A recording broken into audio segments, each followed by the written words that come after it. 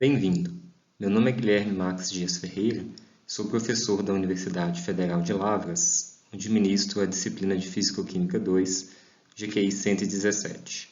Esta é a nossa primeira aula sobre teoria cinética dos gases, onde abordaremos especificamente a estrutura microscópica desse fascinante estado da matéria com uma abordagem estatística para a compreensão de propriedades macroscópicas. Desde os estudos de Van Helmont, que cunhou pela primeira vez a palavra utilizada para designar o estado da matéria que estamos interessados nesse momento, a compreensão sobre o que vem a ser um gás, ela se dá do ponto de vista do seu conhecimento macroscópico e microscópico em um longo período de tempo da história da ciência. Desde os estudos experimentais com Boyle, no finalzinho do século XVII, nós tivemos aí quase que um século de novas descobertas sobre leis empíricas explicando o comportamento de gases com os estudos de Charles e Gay-Lussac e Amadeu Avogadro, que conseguiram sistematizar um conjunto de leis que foram combinadas mais tardiamente por Clapeyron no que hoje nós conhecemos como a lei dos gases ideais. O fato é que, contemporaneamente ao desenvolvimento da lei dos gases ideais, procurava-se estabelecer quais eram as razões de esse tipo de sistema se comportar segundo as leis que estavam sendo observadas experimentalmente. Então, uma questão importante aqui que acomete os cientistas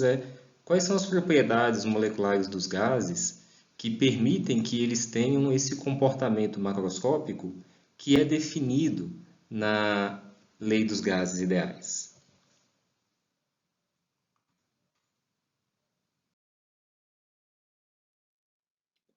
Bem, quando estamos falando sobre essa relação que se dá em nível macroscópico, queremos dizer sobre a relação matemática que se estabelece pela equação de estado e que linka ou liga matematicamente as propriedades termodinâmicas pressão, volume, temperatura e quantidade de substância. Dizer que essa relação, que é macroscopicamente observada, está associada a um comportamento num outro nível de tamanho, ou seja, no nível microscópico, é o que dá fundamentação à teoria cinética dos gases. Mas o interessante é que estamos falando de uma teoria que se desenvolve no momento em que a concepção microscópica da matéria ela era vista como uma idealização, um pensamento que era muito fora da realidade por diversos cientistas. E é nesse contexto que os estudos de Maxwell e Boltzmann, que foram os grandes responsáveis por refinar a teoria cinética desse estado da matéria, permite o avanço da compreensão da estrutura molecular para um nível que permite, a partir de considerações atômicas, para explicar o comportamento macroscópico dos gases, fornecer aos mais descrentes a prova de que átomos e moléculas existem. Essa discussão ficará clara ao longo dessa aula, mas pensar isso do ponto de vista da compreensão dos gases significa, primeiramente, estabelecer o que é um gás. Olhar para um sistema gasoso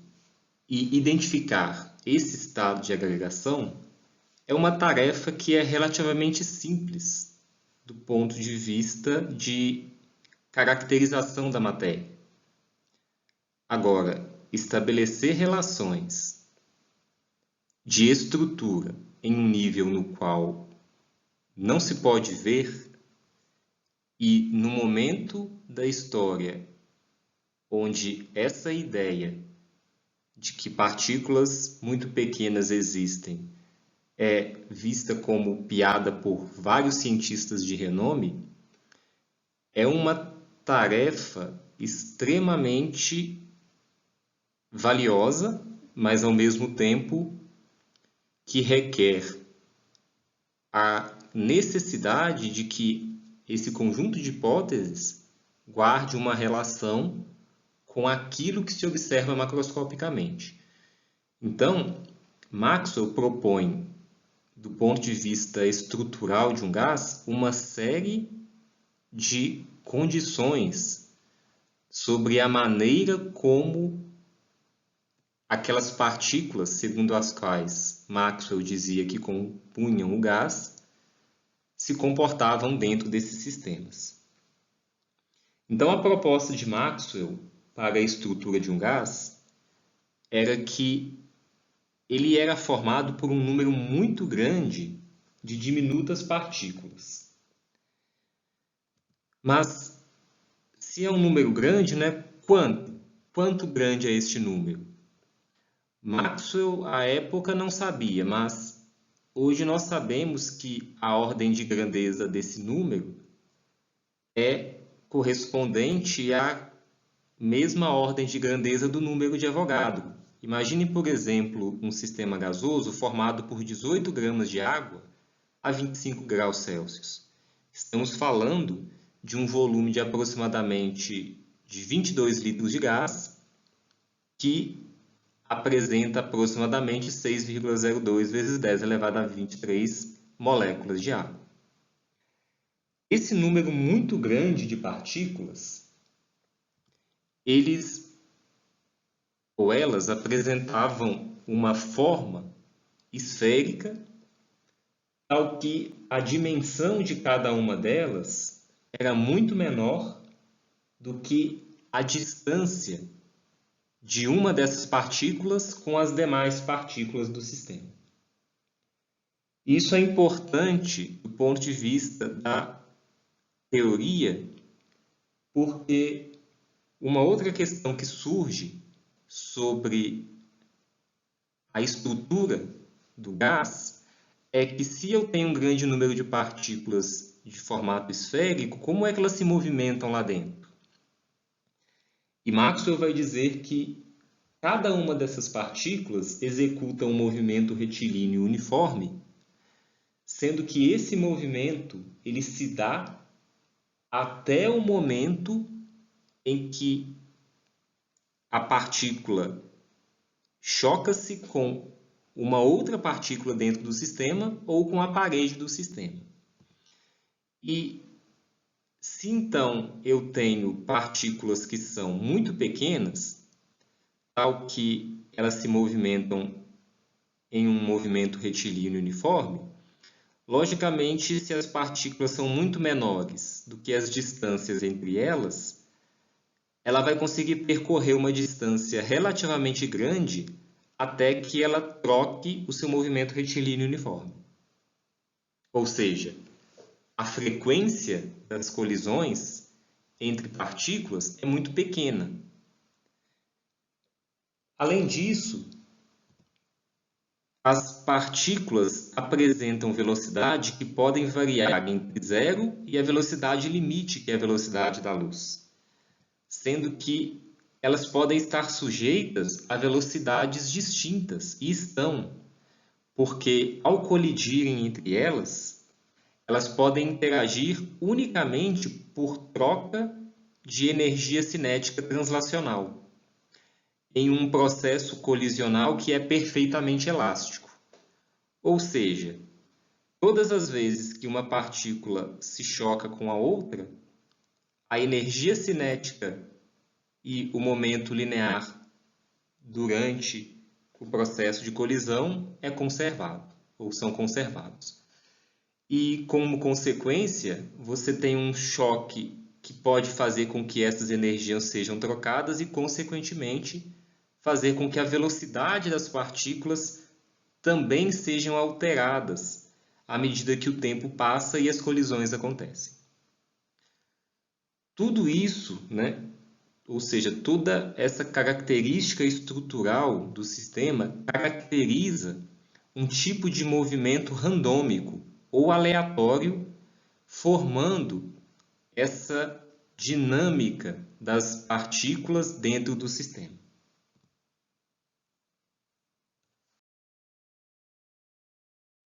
Para que fique claro do que se trata um movimento aleatório do ponto de vista microscópico para um conjunto muito grande de partículas constituindo o sistema gasoso, pense na questão, né? Qual é a capacidade que nós temos de prever o movimento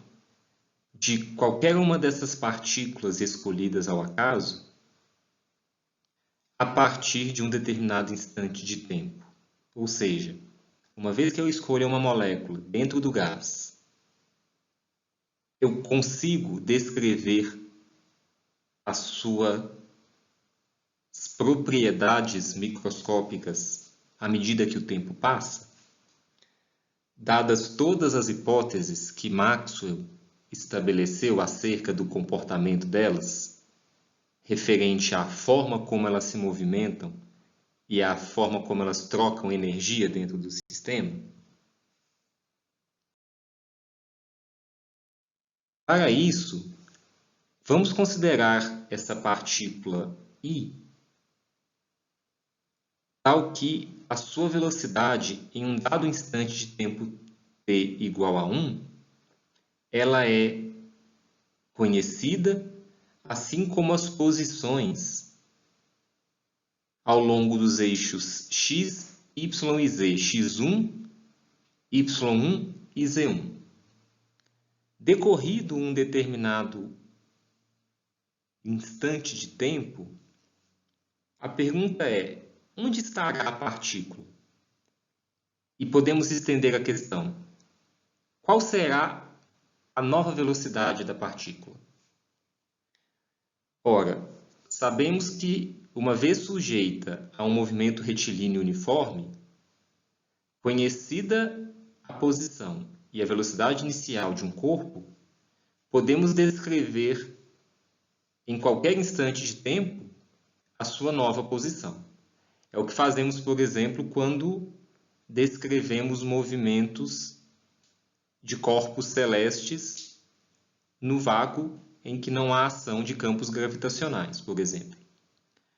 Agora, dentro de um sistema gasoso, onde essa partícula está juntamente com um conjunto muito grande de partículas, com as quais, em algum momento, ela poderá colidir, faz com que a nossa capacidade de previsão dentro desse sistema se perca. Ou seja, não será possível determinar a posição e nem a velocidade da partícula em um instante de tempo t2, mesmo que eu conheça tudo sobre ela em um instante de tempo t1. Porque quando ela colidir com uma partícula dentro do sistema, ou mesmo com a parede do sistema, em um instante que eu não sei qual é, já que eu tenho um grande número de partículas e o choque pode acontecer a qualquer momento, eu perco a informação sobre os comportamentos, ou seja, sobre as propriedades microscópicas dessa partícula. Então, são questões que ficam abertas. Quantos choques ocorreram, ou em quantos choques a partícula se envolveu durante o intervalo de tempo considerado? Quanto de energia foi transferida em cada um desses choques? E por aí vai. São questões que me impedem de prever o comportamento de movimento individual de cada partícula dentro do sistema.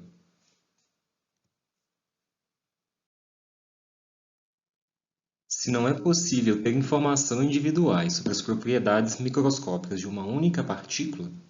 imagina de um número tão grande de partículas quanto o número de Avogadro. E vejam que mesmo que nós fôssemos capazes de conhecer e contabilizar todas essas propriedades para esse conjunto muito grande de partículas, como que a gente modelaria matematicamente esse sistema tendo que simultaneamente manipular tantas variáveis? Veja que para cada partícula a gente precisa conhecer posição ao longo dos 3 eixos coordenados e, além disso, a velocidade, que também se decompõe, né, em vetores unitários ao longo dos 3 eixos coordenados. Então, o número de variáveis para se trabalhar dentro de um sistema com a complexidade que um gás é, segundo Maxwell, traz, né, a esse problema um nível de complexidade extremamente elevado, de tal forma que é preciso pensar a forma de abordar matematicamente um sistema que contenha tamanho número de partículas e, além disso, sujeitas a um movimento aleatório. Ou seja, não é só conhecer a velocidade e a posição de cada partícula em cada instante de tempo, porque esse processo de movimento aleatório muda essas velocidades e posições o tempo todo.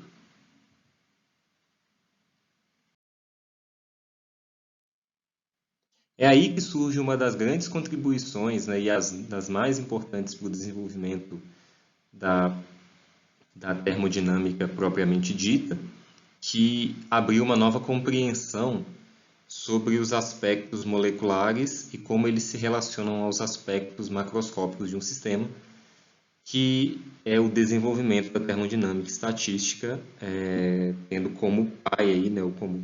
como grande contribuidor para essa ciência, o próprio Boltzmann. A termodinâmica estatística, basicamente, é uma ciência que vai fazer uma relação entre as propriedades macroscópicas dos sistemas termodinâmicos com o comportamento microscópico da matéria, a partir de considerações estatísticas sobre a forma como se dá o movimento aleatório. Logicamente, não é o nosso intuito nesse curso entrar especificamente nas linhas da termodinâmica estatística,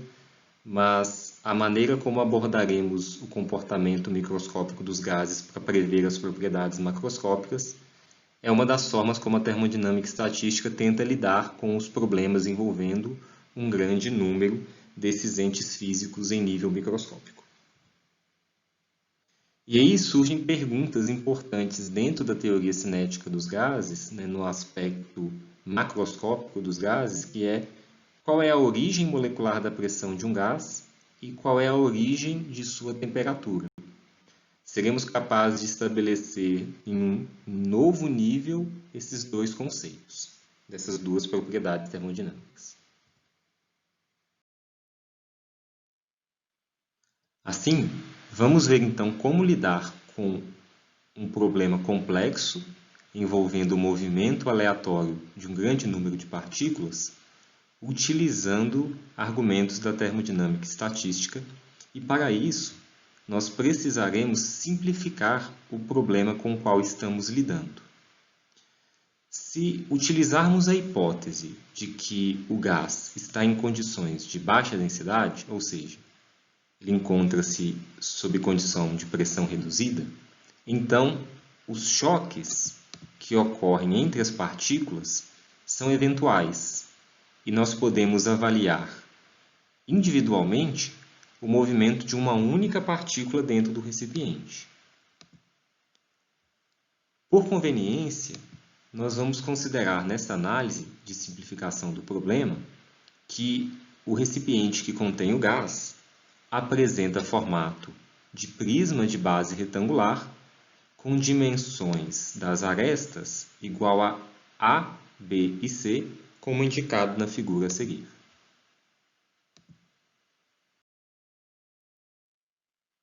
Logicamente, uma vez que a partícula esteja em movimento com uma determinada velocidade, v de i, onde i, nesse caso, especifica a partícula sendo considerada, ela poderá colidir com as paredes do recipiente por meio de choques elásticos, transferindo a ela momento linear e, como consequência, gerando uma força que atua sobre a partícula e que a fará ser defletida para longe da parede novamente. A força, então, precisa ser determinada nesse caso para que nós possamos prosseguir com a compreensão das propriedades termodinâmicas do gás. Compreender e encontrar, então, a força envolvida durante esse processo de colisão pode ser feito a partir da segunda lei de Newton, que expressa que a força atuando sobre um determinado corpo é igual ao produto da massa desse corpo multiplicado pela aceleração a qual o corpo é submetido diante da aplicação daquela força, onde, para o caso em específico, mI é a massa da partícula que constitui o gás, e aí é a aceleração gerada sobre a partícula pela força que aparece durante o processo de colisão. Uma vez que a aceleração é dada pela taxa de variação da velocidade com o tempo, fazendo as devidas substituições, nós podemos escrever a força atuando sobre a partícula como a taxa de variação do produto da massa da partícula vezes a velocidade da partícula com o tempo, onde o produto de mI vezes v de I é o próprio momento linear da partícula. Então, a força que é exercida sobre a partícula durante o processo de colisão de forma instantânea é a taxa de variação do momento linear da partícula com o tempo.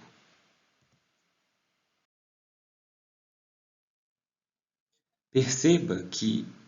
durante o processo de movimentação da partícula no interior do recipiente, o momento linear ao qual a partícula está sujeita, ele é variável. Ou seja, a força que depende da taxa de variação de P com T é uma força instantânea e muda à medida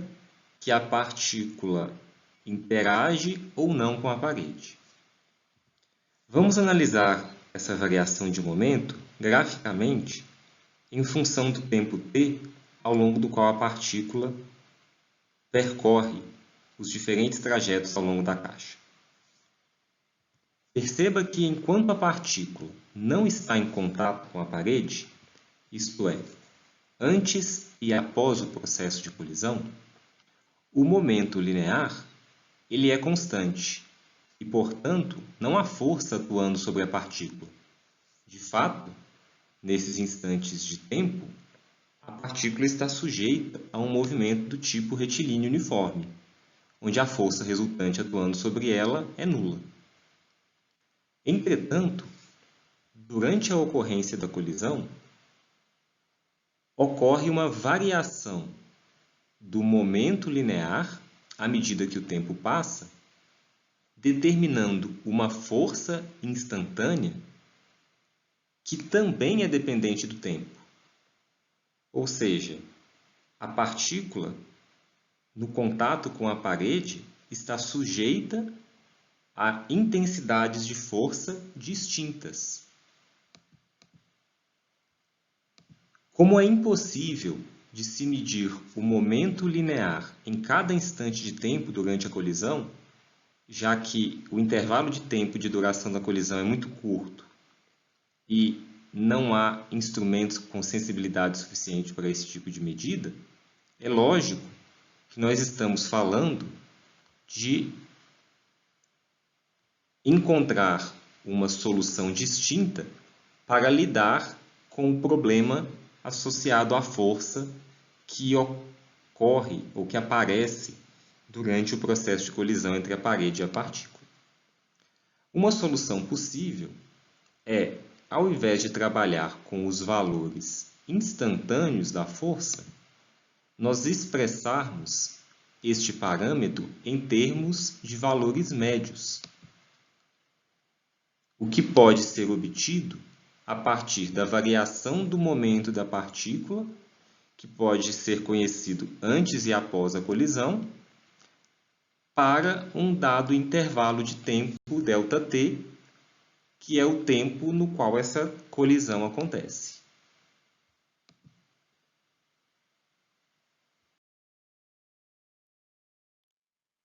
Voltemos então à condição a qual a partícula se encontra antes de colidir com a parede. Nesse caso, vamos considerar a velocidade VI da partícula antes da colisão escrita em termos de seus vetores unitários, de tal forma que as componentes ao longo dos eixos x, y e z são acompanhadas dos seus vetores unitários ao longo de cada uma das direções. A partir desse valor de velocidade, desse vetor velocidade, podemos determinar o vetor momento linear da partícula também antes da colisão. Vejam que, sendo a parede lisa, que é uma simplificação que a gente pode trazer também para o problema, e levando em consideração que a colisão é perfeitamente elástica, a partícula, ao colidir com a parede, deverá, no processo, conservar tanto a energia cinética quanto o momento linear total do sistema. Só que o processo de colisão, ele ocorre sem que haja mudança na velocidade da parede, que permanece imóvel o tempo todo, já que é uma parede rígida. Para que ocorra, então, a conservação do momento da partícula e da energia cinética, o que tem que acontecer é que o módulo da velocidade da partícula depois da colisão tem que ser igual ao módulo da velocidade da partícula antes da colisão. Só que, uma vez que a colisão acontece, a direção de movimentação da partícula ao longo do eixo x é alterada, de tal forma que a velocidade dela depois do processo de colisão tem como valor do componente da velocidade ao longo do eixo x o valor menos v de xi. Calculando analogamente o momento da partícula depois da colisão, podemos determinar a variação de momento associada ao processo de colisão, que será dado pelo negativo de 2 vezes a massa da partícula vezes a velocidade da partícula ao longo do eixo x. Notem que a utilização de vetores, nesse caso, para designar as propriedades da partícula, não deve nos assustar do ponto de vista de notação. É mais rigoroso, mas daqui a pouco nos preocuparemos apenas com o módulo dessas grandezas. Então não se preocupe com a falta de familiaridade com relação ao tema ou à forma como o problema foi abordado.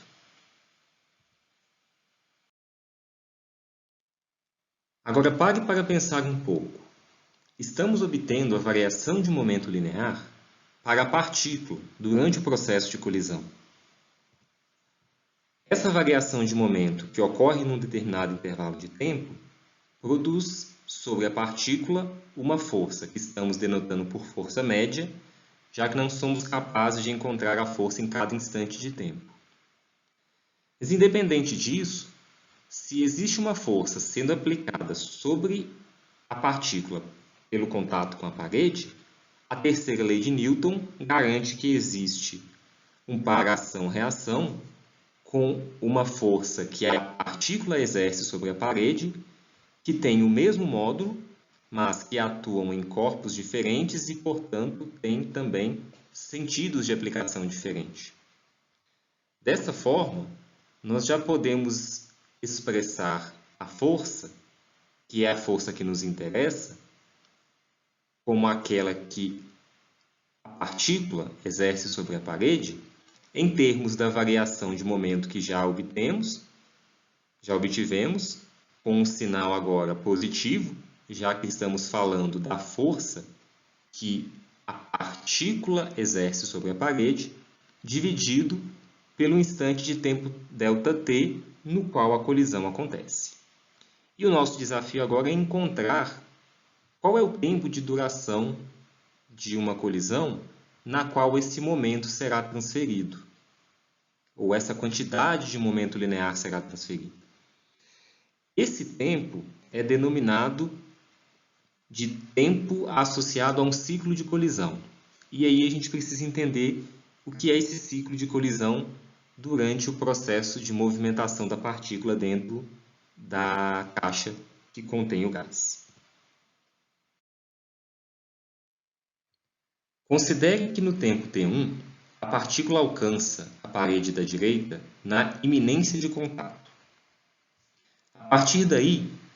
em um instante de tempo extremamente curto, a colisão propriamente acontece e a força que tem que ser transferida para a parede vai ser transferida. A partir daí, a partícula se descola da parede e vai fazer todo o seu trajeto dentro da caixa e, em algum momento,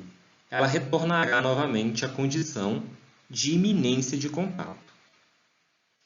Percebam que, durante todo o momento no qual a partícula estava distante da parede da direita, força não estava sendo aplicada à partícula, porque não havia variação de momento da partícula durante todo esse instante de tempo. Entretanto, como estamos falando em força média, a gente vai precisar levar em consideração, dentro do ciclo de colisão, que é esse processo de ida e volta da partícula entre duas colisões consecutivas com uma mesma parede, a quantidade de força que também não é efetuada sobre a parede. Surge, então, o conceito de força média no tempo relacionado a quanto de força que, na média, eu consigo medir sobre essa parede devido à colisão de uma única partícula. Embora na maior parte do tempo eu não meça nenhuma força, ainda assim há uma força atuando na média devido àquele pequeno instante de tempo em que a colisão conseguiu fazer a transferência do momento linear para a parede e, consequentemente, fez a força aparecer. Agora, então, se esse tempo no qual a segunda iminência de contato aparece é T2, a variação de tempo que a gente procura, então, para um ciclo de colisão é a diferença entre T2 e T1, que pode ser encontrado pelas equações do movimento retilíneo uniforme, conhecido o valor da velocidade da partícula e o espaço que ela percorre. Nesse caso, assumindo a independência dos movimentos ao longo dos eixos x, y e z, nós podemos considerar apenas a velocidade ao longo do eixo x, em que a distância percorrida entre uma ida e uma volta nas iminências dos contatos é dado por 2 vezes o valor do comprimento da caixa ao longo desse eixo e, consequentemente, o tempo ou a variação de tempo para um ciclo de colisão é encontrado. Substituindo na equação da força que procuramos, temos então a força média atuando sobre a parede devido à colisão de uma única partícula, que é dado pelo produto da massa da partícula vezes a componente da velocidade da partícula ao longo do eixo x elevado ao quadrado, dividido pelo comprimento da caixa ao longo do eixo x. Lembrando que agora vocês veem a equação apenas expressando o módulo da força, que é o que nos interessa para os próximos passos. Reforçando então o significado desse parâmetro importante que a gente acabou de encontrar. O módulo da força média que uma única partícula I é capaz de exercer perpendicularmente sobre a parede da direita, que é a parede que estamos considerando na nossa análise, do recipiente que contém o gás para um ciclo de colisão. Lógico que, seja para 1, para 2 ou para 1000 ciclos de colisão, essa média vai ser a mesma se a partícula em consideração for a mesma, já que dentro de cada ciclo o processo vai sempre se repetir para uma mesma velocidade da partícula e para a partícula se movimentando a mesma distância ao longo do eixo x. Entretanto, a partícula ela não está sozinha dentro da caixa. Nós temos outras inúmeras partículas m formando o gás, segundo Maxwell. Então, não é a força média de uma única partícula que atua sobre a parede, mas é a força que várias dessas partículas, na média, transferem para aquela mesma parede que está sendo considerada. Se a gente então denotar como a força média F, aquela força total atuando sobre a parede da direita, na média, mas devido à presença de um grande número de partículas dentro da caixa, essa força será dada pela soma de forças associada a cada uma das partículas do gás, que é então uma força resultante, já que todas as partículas que se colidem com a parede da direita exercem uma força na mesma direção e sentido. Substituindo o valor da força média associada a cada partícula atuando sobre a parede da direita, nós teremos então que a força média total, devido a um conjunto n de partículas, é o somatório de 1 até n, do fator mi vezes v de xi ao quadrado dividido por a. Desde que a massa das partículas de um gás são constantes, ou seja, todas as partículas do gás são idênticas, a não ser, é claro, no caso específico de composição isotópica, não isotópica, de determinados átomos, mas isso não estava sob consideração na análise de Maxwell e Boltzmann. E desde que o comprimento da caixa também é constante, nós podemos remover essas duas variáveis para fora do somatório e temos aí então que a força média depende do somatório das velocidades de cada partícula ao longo do eixo x elevadas ao quadrado. Logicamente, não conseguimos, diante do movimento randômico ou aleatório, sequer pensar numa mensuração para valores de velocidades ao longo do eixo x de cada partícula, como a gente já discutiu. Então, o nosso esforço seria em vão se nossa equação parasse por aqui. E é aí, então, que vem uma das interpretações importantes para se trabalhar dentro do conceito da termodinâmica estatística, que é deixar de lado os comportamentos individuais de cada uma das partículas que formam o sistema, mas levar em consideração os comportamentos médios que aparecem diante daquele movimento aleatório. Se nós levarmos, então, em consideração o cálculo da média dos quadrados das velocidades das partículas ao longo do eixo x,